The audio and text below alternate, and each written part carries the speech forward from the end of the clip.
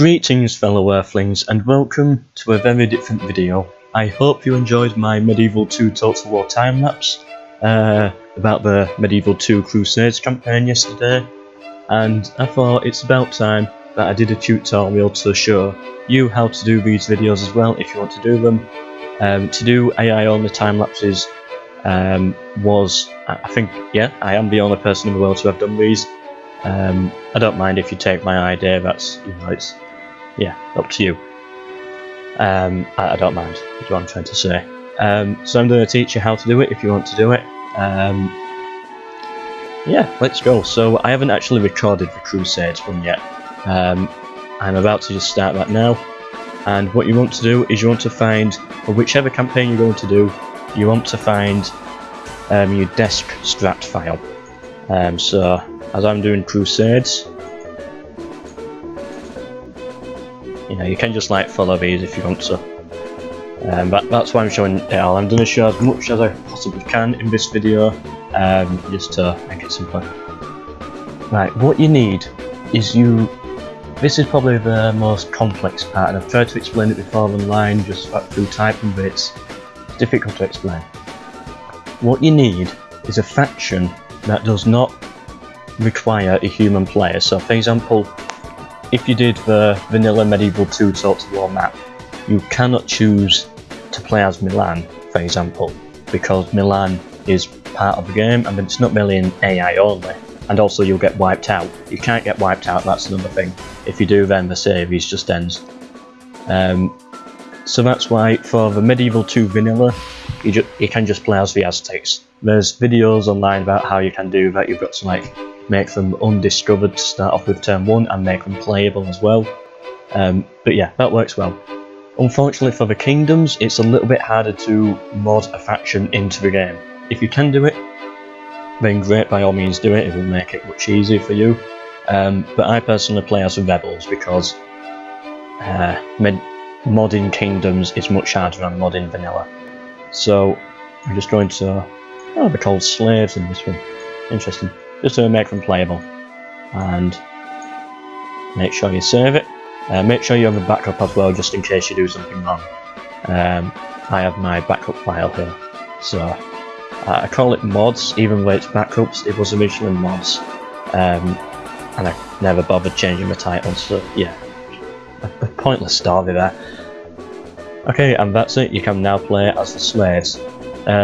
Second, what I advise for when recording is to go into your preferences, and it's better to do this in windowed mode. Yep, that's going right, good. And you've got, so every time you reload Medieval 2 Total War, you have to retype this into the preferences. Okay, now it's ready. Okay, now that you're here, you can see it's in windowed mode. It needs to be in window mode to do it the way that I record it. Well, I guess, okay, you could do it without windowed mode, but it would just take so much longer to get all the measuring done. What you want to do is you want to play as the rebels, set whatever difficulty you want, and all these don't really matter. Have show CPU moves off. That's the important thing. Okay, make sure you have the entire map revealed, and right, here we go. So here is the map. I'm playing as the rebels, as you can see, and although I'm not going to do anything, I'm going to auto-resolve all battles. Okay, there's quite a lot of settlements down here actually. I don't know, I've very rarely played the kingdoms maps, I prefer just the vanilla. Probably should try these out more, but this is where we're going to enter what's going to look like another dimension. As you can see, it's repeated. It's like the mirror effect, if you know what I mean. To only record the map, if you want to of course do these time lapses, what you need to do is you need to stretch it. And I just stretch it like this. This is where you've got to do it in windowed mode, because if you're not in windowed mode, then you're not able to have it here and on the OBS at the same time. You can only do one or the other. So you just got to stretch it out to one point and go, well, is this right? Then you got to reload the game, check if it's right, nope, and then you got to re-stretch it, but this way you can just It's so much quicker this way. I used to do it in non-windowed mode, it took me about an hour. I just need some little bit more, I think. Right, how does this look? I like to try and get it as big as possible.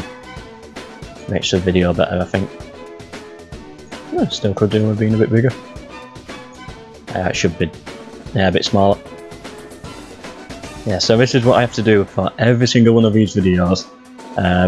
Of course, once I've set this up, I'll never have to do it again for the Crusades because I'll have it saved. So yeah, it's not that bad. Once you've got this map done, then it should be fine. And how far that way does it go?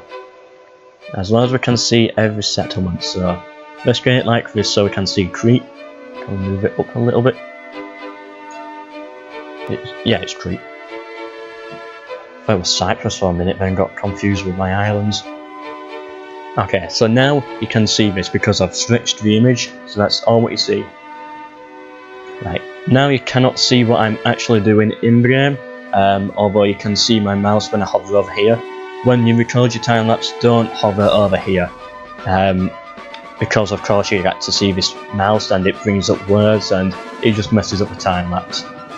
So if you want to move, just like use arrow keys or buttons.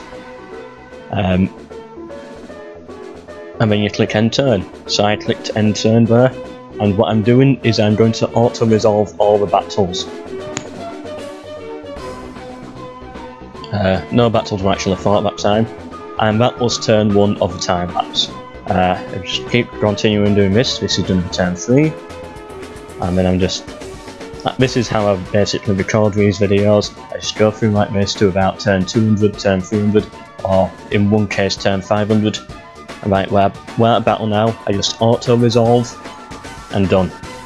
And I know it's going very slow right now. I then speed it up in the editor, which will be the next part. Also, I know this red box is here as well. I wish there was a way how to remove this, but unfortunately not. And you can't just hide it in a corner somewhere, because as soon as there's a battle, it just sends you straight to it. Yeah, which is annoying. So that means this red box is always moving around. There's no way to get rid of it that I know of. And yeah, that's probably the only problem of doing it this way. With the Medieval 2 vanilla campaign though, if you play as the Aztecs, you can just keep it in the corner and it does not move around, so that's very good. That's so much easier to use. Anyway, time to move on to the third part. Okay, so now we're here with my editing software. What I've done is I've finished recording the time lapse, and I've also recorded its outro as well, like the final thing where I say who's first, second, third place, and all of that stuff, view the statistics, view the map, and yeah, all of that sort of stuff. That's all recorded now, it's all done, it just needs to be edited. I use DaVinci Resolve, it's free, I highly recommend it as well. It takes a bit of a while to get used to, but once you do, it's definitely worth it. Well, I'm not actually used to most of this yet. I only know about 10% of the editing software, but it's enough to make the videos I want to make. So yeah, let's start with the editing. So I can't go into too much detail of this because it will get laggy if I'm editing and recording at the same time. But basically what I do is I bring in my video, delete the audio, don't need that, and here it is. The video here lasts, how long is it? Let me get to the end. So about 40 minutes long. It took me 40 minutes to record this, which was quicker than most. The Medieval 2 vanilla campaigns usually take about 2 to 3 hours. The other kingdoms usually take about an hour, so this one was shorter. This one was about the same length as the Britain campaign, which wasn't too bad. Right. Change the clip speed. Now this is the important bit. This depends on, yeah, you want to play it fast enough that people don't get bored, but you don't want it to go so fast that it's difficult to keep up with. So I usually go for 1800 speed. If I think I need to, I can go up to like 2000, with like one of them, it was so slow with turn times, it went to about 2,500 like percent extra speed. Right, how long will this one be? So play at the start and it will last for 2 minutes 21 seconds. I'm fine with that. So yeah, unfortunately I can't see it because I guess it's okay, but yeah, as you can see here, it gets super laggy. So what I've got to do, I've just got to render the video first. But no point in doing that. I'm happy with the length way it looks. I've put a lot of practice in. I know this is going to be the right speed of a video. If it was a little bit longer, I might, you know, like, speed it up a little bit more. But I think this is fine. So 2 minutes. Need to find a bit of music for this now. Put my outro in. I'm not very sure of this bit because it's going to get really laggy at this point. But I'll see you at the end. So here we are at the finished product. It's all done. Well, almost. It needs to be rendered first. But here it is. Intro, the time lapse, my part where I talk about the statistics, which people seem to like. That's why I include it. And you get to hear my beautiful voice as well at the end. And here's the outro.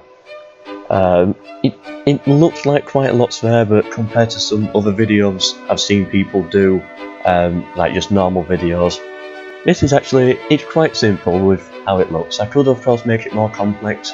My third age time lapse was crazy. It had like, yeah, I used about 3 layers of this video and about 6 different layers of the audio to make sure it was alright, and it was just, it's like, it was just this entire space here just like covered in loads of little lines and dots, and it looks really horrible. It took me just about 2 hours just to edit. This took me about, well, you can probably see by the time, but like when I left, the last part was when I started editing. This is when I finished editing, so I think about 20 minutes, probably 30 minutes. Yeah, I also had to refine some music as well. Some of my other ones have been overused a little bit, but now it's time to render it, which will take about 10 minutes. So here we have it, the video. This is the final piece, 269 megabytes. That means it will take about 10 or 15 minutes to upload it onto YouTube, and then I'll need about another few more minutes just to like put a title in and the tags and everything like that, the description as well. Yeah, so that's how I record my time lapses. I thought I'll make this mini documentary sort of thing about how I do it, just for those who want to do this also. It was originally my idea to do AI only time lapses, but if you want to do it also, then I don't mind. It's, you know, it's up to you. I'd like a little mention in the description or at the video or anything like that, but you know, you don't have to. I'm perfectly happy with people using any of my ideas or any of my videos, any of my gameplay, of anything, unless I say otherwise. So that's the end of this video. Hope you enjoyed it. I hope you enjoyed the time lapse yesterday as well. More will be coming.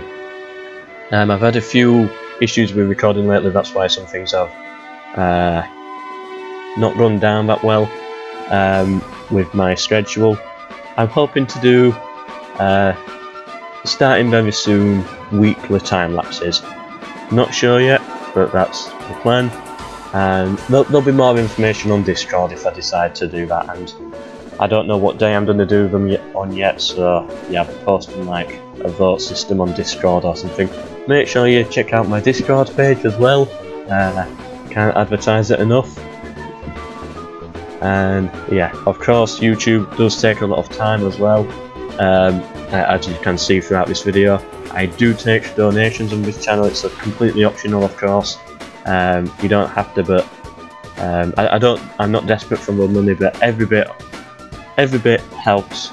So yeah, it helps. So I hope you enjoyed this video. Yeah, and goodbye.